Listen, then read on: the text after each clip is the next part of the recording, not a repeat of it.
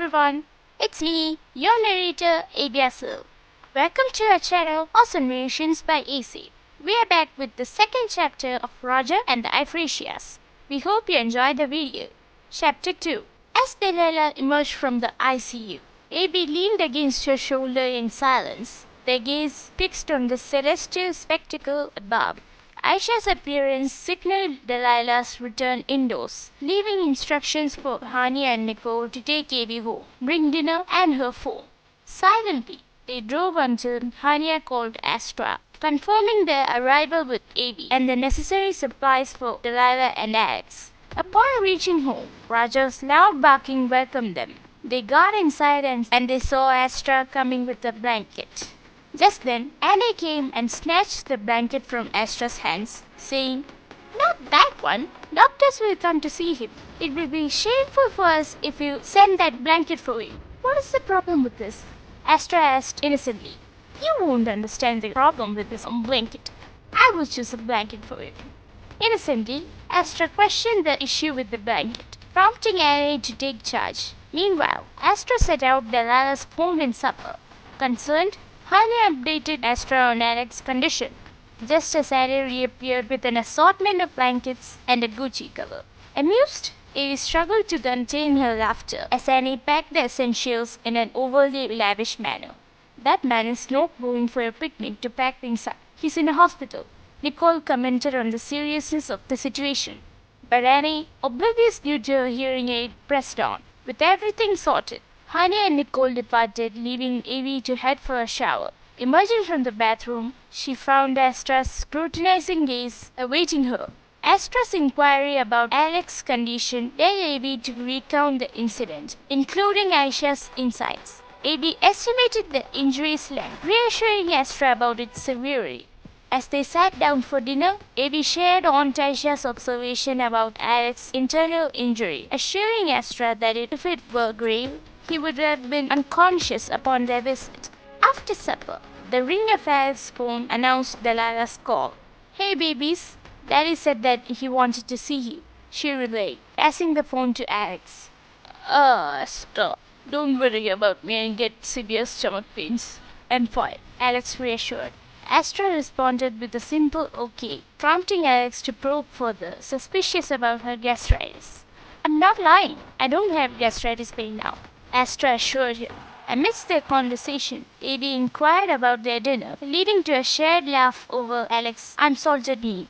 As the call ended, Astra recounted Annie's interference with the blankets and the Gucci cover, explaining how she took charge and selected the blankets herself. With the promise to share more about Annie's antics the next day, they bid each other good night. Curiosity piqued, Evie pressed Astra for the details. "What did she do, Astra?" Evie asked. "She was constantly changing into her outfit and back to her pajamas. She wore her gold jewelry and said that the church authorities will come." "Anything else other than this?" Evie asked with a smile. "She lit a candle and said, 'My son died in an accident like this.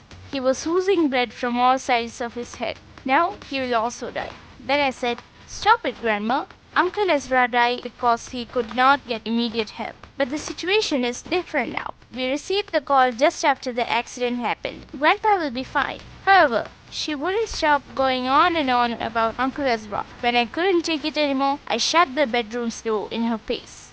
"It must have been a hard time for you to sit here and hear her disturbing talks," Evie said.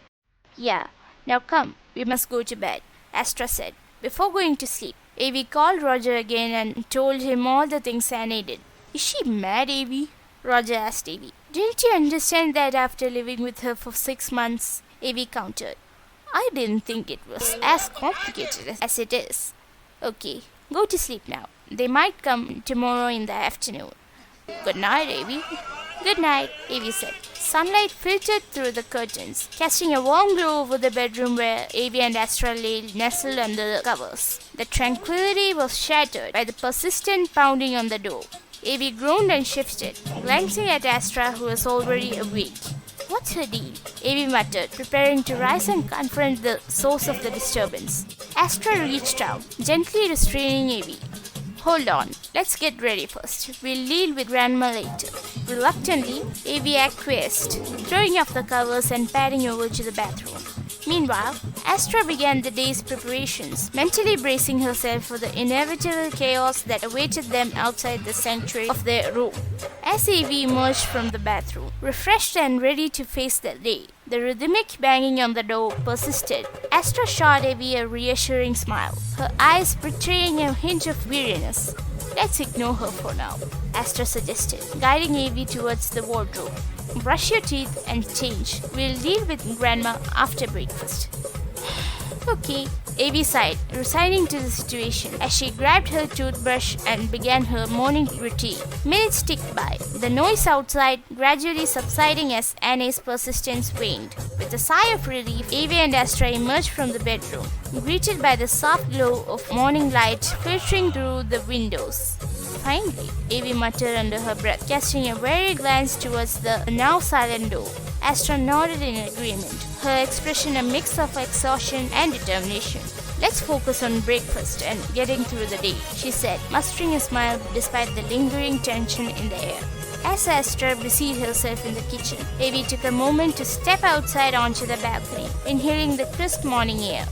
Billy, their faithful bird companion, greeted her with its enthusiastic chirping. "Good morning, Billy," Avi said, offering the bird a stroke on the head. "Looks like it's going to be a beautiful day." Billy flapped its wings as if to convey his excitement for the day ahead. Returning to the kitchen, Avi found Astra carefully preparing breakfast, her brow furrowed in concentration, despite the chaos that often enveloped their lives.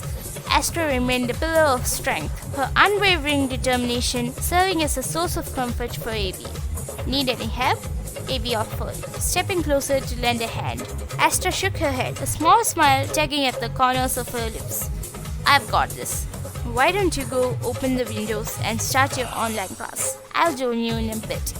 "Okay," Avi replied, grateful for Astra's reassurance as she made her way to the living room to set up the computer for her class.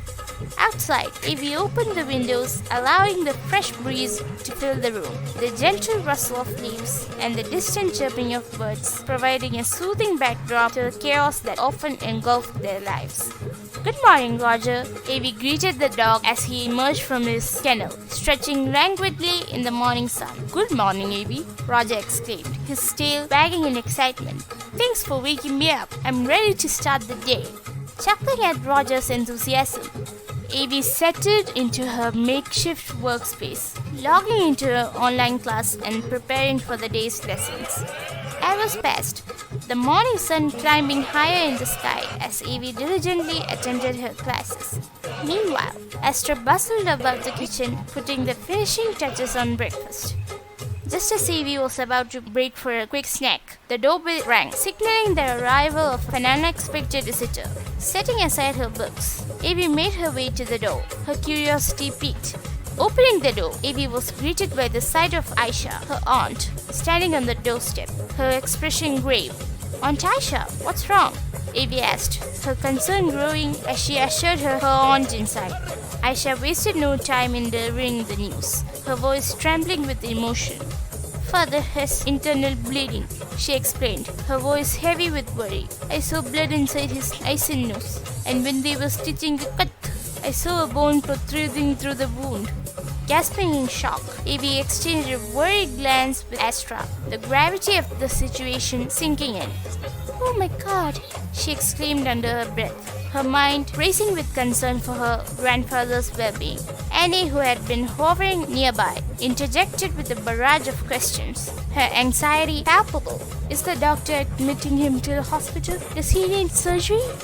Aisha shook her head, her expression grim. "No, the doctor isn't admitting him to a hospital, and he doesn't need surgery for now, but he told me not to let father go for walks ever again. He needs to rest for the rest of his life."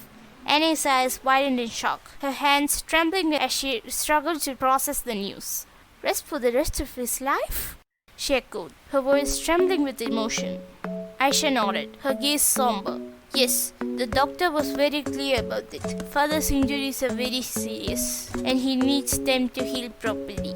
As Annie and Aisha continued to discuss the doctor's instructions, Avi and Astra exchanged worried glances, their thoughts consumed by concern for their grandfather's well-being. Once Aisha had left, Avi and Astra retreated to the privacy of their bedroom, seeking solace in each other's presence. Alone at last, Avi turned to Astra, her voice trembling with uncertainty. Let me ask you a question. Do you believe that Aunt Aisha saw a bone through the 5 centimeter cut? Astra asked her little sister. No. What about the blood in the nose and eyes thing? No. Then why do you want to believe this? I don't know. So I would suggest that you should not believe this nonsense, okay? Okay, Avi said with a sad face. Smile? Avi did not smile. Let me look whether I can make you smile. Saying this, Astra began chasing Avi all around the room. At last, both of them laughed, stopped running, and sat on the bed. Avi began surfing the internet like crazy about internal injuries. She got a bit scared about the results that popped up, but Astra assured her that nothing will happen to Alex. Evening came. It was about 6 p.m. and Astra and Avi were busy making dinner. Annie came and asked, "What is this powder?" "Oregano," Avi replied. "What's that?" Annie asked, and Avi was becoming agitated as she was doing this on purpose to irritate them. "It's the dried leaves of the oregano plant." As Annie didn't know what type of plant oregano was, she didn't bother them again. The aroma of freshly cooked dinner filled the air as Avi and Astra put the finishing touches on their meal. Their synchronized movements and easy camaraderie were a testament to the bond they shared as sisters. As they set the table, the distant sound of a car horn caught their attention. They exchanged curious glances before rushing to the door, where they found Delilah helping Alex out of the car. Ifratias and Aisha followed closely behind, their expressions a mix of concern and relief. "Mummy, what's with these thick blankets?" Delilah questioned as they entered the house. "And why on the earth did you pack everything in a Gucci cover? He was in a hospital, not attending a fashion parade." Annie's explanation about appearances fell on deaf ears as Avi brushed off her reasoning as she turned to Astra and Avi. "Coffee?" she asked, eager to catch up with her daughters. "Yes!" Avi and Astra replied in unison, exchanging a knowing smile at their mother's predictable coffee fixation. As they settled around the table, the conversation flowed easily, punctuated by laughter and the clinking of utensils. Delilah shared updates on her father's condition, while Ifratias and Aisha chimed in with their own observations. "We're leaving," Aisha announced abruptly, breaking the momentary lull in conversation. With a nod of farewell, she ushered Ifratias towards the door, leaving behind a sense of quietude in their wake. Alone once more, Avi, Astra, and Delilah exchanged a glance, the echoes of their family's visit lingering in the air. Despite the briefness of their reunion, the warmth of their shared connection remained, a reminder of the unbreakable bond that bound them together through thick and thin.